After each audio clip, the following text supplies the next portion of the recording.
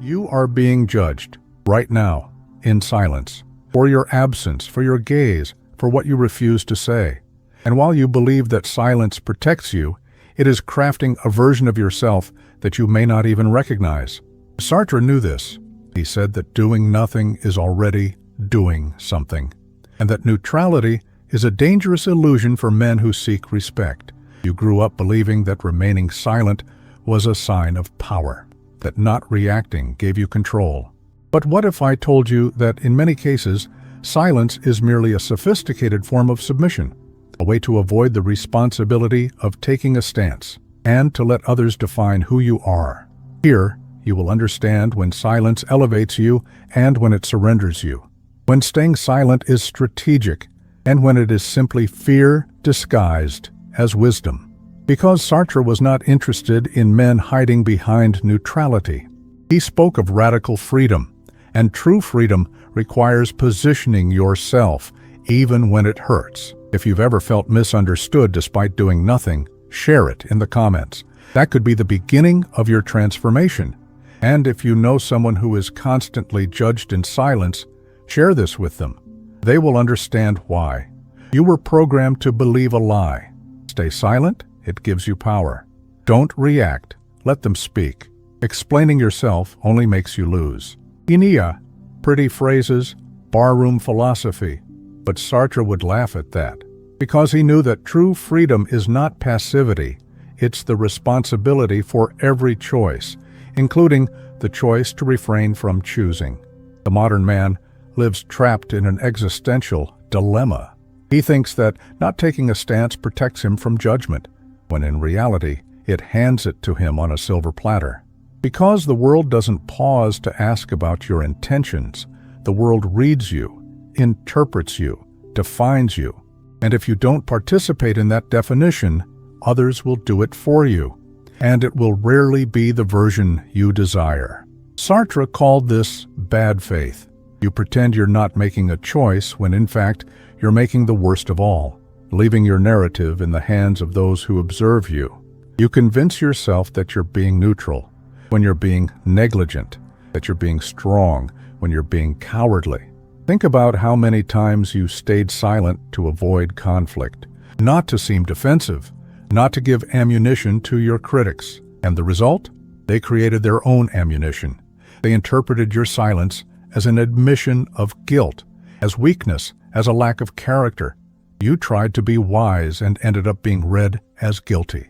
Because silence without presence is not power, it is absence.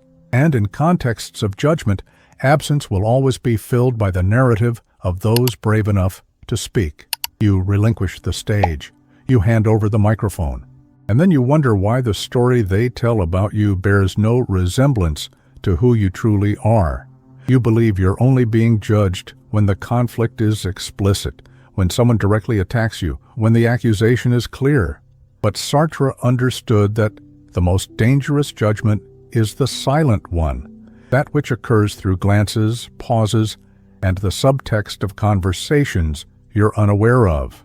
In social, professional, or emotional settings, you are constantly being observed, always being interpreted. Your reactions, omissions, the way you respond or choose not to respond, all of this constructs or destroys your public narrative. And if you do not actively participate in this construction, you will always be at the mercy of the version others create of you. Recall the last time you were misinterpreted, the last time someone crafted a story about your intentions that had nothing to do with reality. You probably felt outraged. How could they think that of me? But the right question is, what did I do to allow them to think that? Because Sartre was ruthless in this regard, he did not believe in innocent victims of misinterpretation. To him, if you are being misunderstood, it's because you failed to take responsibility for being understood correctly. It's because you left your image in the hands of chance, or worse, in the hands of those who have no interest in seeing you succeed. Silence without presence is an easy read. It's interpreted as guilt, as weakness, as confusion. Because people don't pause to analyze your philosophical intentions, they see behavior and craft a narrative. They see omission and fill in the gaps, and they rarely do so in your favor. That's why men who remain silent during accusations are often seen as guilty, even when they are innocent. That's why men who do not defend themselves amid gossip end up being defined by that gossip.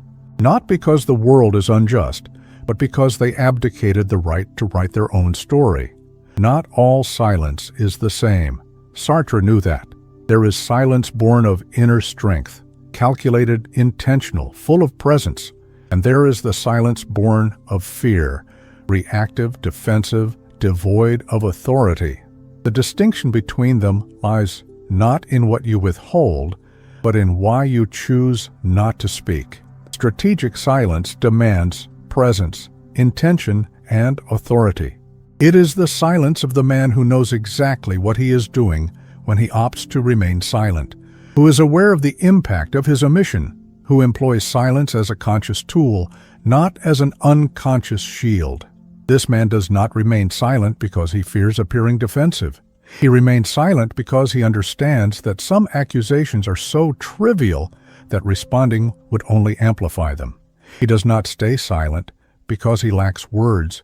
He remains silent because he understands that sometimes allowing the other to speak excessively is the best way to expose one's own insignificance. But most men practice escape silence. They stay quiet because they do not know how to respond, because they fear making things worse, because they hope the problem will resolve itself.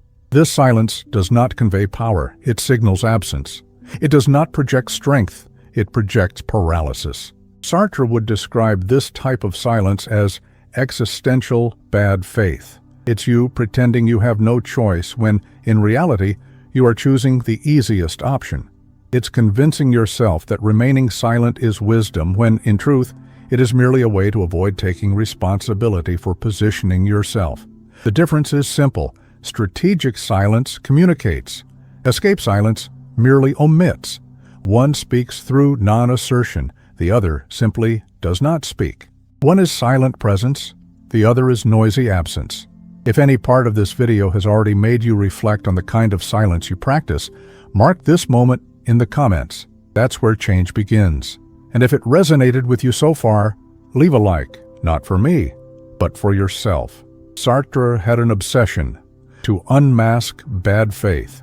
One of the most common forms of male bad faith is the belief that it's possible to remain neutral amid conflict, that it's possible not to take sides, that it's possible to stay outside the game and still not be affected by it. Being neutral often means deceiving yourself to avoid conflict. It's pretending you're not making a choice when, in fact, you're choosing not to choose, which is, in itself, a choice with consequences. Sartre called this escape from freedom.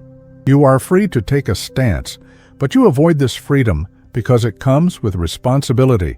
Think back to the last time you remained neutral in a dispute that directly affected you, when someone speaks ill of you and you decide to not get involved, when an accusation is made and you choose to let it pass. You convinced yourself that you were being mature, balanced, wise. But Sartre would ask, were you truly being wise or merely fleeing? Because neutrality, in the context of attack, is rarely interpreted as wisdom. It's seen as weakness, guilt, a lack of character to defend oneself. People do not see a composed individual above the conflict. They see someone who lacks the courage to face what is being said about them. The self-deception of neutrality functions like this. You convince yourself that you don't need to take a stance because those who know you understand who you are. But what about those who don't know you, and those forming opinions based solely on what others say, and those deciding whether to trust you, work with you, or relate to you? They do not have access to your version of the facts. They only see what is said and what you omit in response. And to them, your silence isn't neutrality, it's consent, it's admission. It's a confirmation that perhaps, just perhaps, what is being said about you might be true. Sartre would be relentless about this.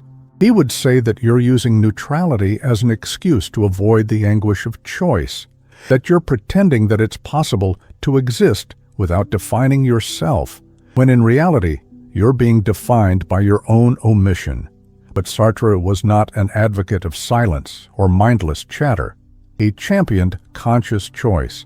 And sometimes, conscious choice is to speak, to take a stand, to use words as a tool for self-definition, not as a desperate weapon of defense. Speaking clearly without trying to persuade is an act of real power. It's you taking responsibility for writing your own narrative, not allowing others to fill the gaps in your story with their fantasies. To be the author, not the character. But there's a stark difference between speaking to defend oneself and speaking to define oneself. Defense implies guilt. Definition implies authority. Defense seeks absolution. Definition seeks clarity. Defense is reactive. Definition is proactive. When you speak to define yourself, you're not trying to convince anyone of anything. You're simply stating your version of the facts, your perspective, your stance, and making it clear that regardless of what others think, you know who you are and are unafraid to verbalize it. Statements that impose judgments without submission function as follows. That's how you see it. You have the right to think that. I have the right not to accept it. Your interpretation reveals more about you than about me. I'm not here to convince you. I'm here to clarify my position. These phrases are not defensive. They are definitive. They do not seek approval. They seek resolution. They do not aim to change the other's opinion, but merely make it clear that you are not available to be defined by it. Sartre would admire this because it exemplifies liberté en action, freedom in action. It is you taking responsibility for existing on your own terms, not on the terms of the one judging you. It is you choosing to be misunderstood rather than misinterpreted. Sartre held a radical view of human existence. For him, you are not born with a predetermined purpose, nor come into the world with an instruction manual about who you should be or how you should act. You simply exist, and it is up to you to decide what to do with this existence. This means you are not in the world to be read, interpreted, or understood by others. You are here to write your own story, to define your values, your choices, your boundaries, to be the author of your narrative, not a character in someone else's. Silence, action, or stance are weighty choices. Each communicates something about who you are or who you are becoming. Existential freedom requires awareness of what each action or omission conveys.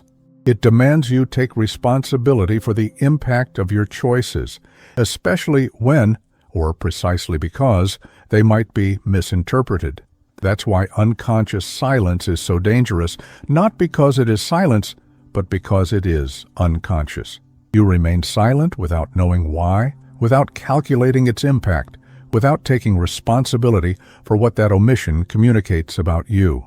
A man who understands this is not a hostage to others' interpretations, yet he does not ignore them either. He recognizes that we live in a social world, where perception sometimes matters more than reality, where narratives can outweigh facts, and he acts, or refrains from acting, fully aware of this dynamic. This does not mean he lives to please, it means he lives strategically. He chooses his battles wisely, knowing when it's worth explaining himself and when it's better to let others interpret on their own. He employs silence and words consciously as tools of self-definition. Sartre would say that this is the only way to be truly free, not by avoiding the consequences of your choices, but by fully embracing them, not by shunning others' judgment, but by becoming indifferent to it, not by attempting to control how others perceive you, but by mastering how you present yourself. When the world judges you, the initial reaction is to think that the problem lies in the judgment, that people are unfair, hasty, ill-intentioned, and sometimes they are. But Sartre would remind you of a fundamental truth. It is not the accusation that condemns you. It is your response to it, or the lack of response, because other people's judgment is merely noise. It's the opinion of those who do not have access to the entirety of your story, your motives, your circumstances. But your reaction to that judgment, that reveals everything about who you truly are, about how you see yourself, about how much you respect yourself. If you respond with despair, you're saying that others' opinions matter more than your own. If you respond with aggression, you're saying you feel threatened by distorted versions of yourself. If you remain silent out of fear, you're saying you'd rather be misunderstood than risk rejection. But if you respond, and sometimes choose not to respond, with awareness, you're saying something entirely different. You're declaring that you know who you are, that you don't need external validation to exist, that you're willing to be misunderstood if it means preserving your integrity. Silence is only meaningful when it's a deliberate choice, never when it's an escape, and words only carry weight when they serve as a declaration, never when they're justifications. Because the man Sartre admired was neither the one who was always silent, nor the one who talked excessively. It was the one who understood the difference and acted accordingly. It's not the judgment that defines you. It's your consciousness in response to it. It's how you choose to exist when others attempt to define who you are. It's the courage to be the author of your own story, even and especially when others want to write it for you. Now tell me, will you still let others define who you are, or have you realized that this responsibility is solely yours? Write this down. It's your manifesto for breaking free from existential passivity. And if you want to keep hearing truths that no one else dares tell you, subscribe. Here, illusions don't survive, nor does self-deception.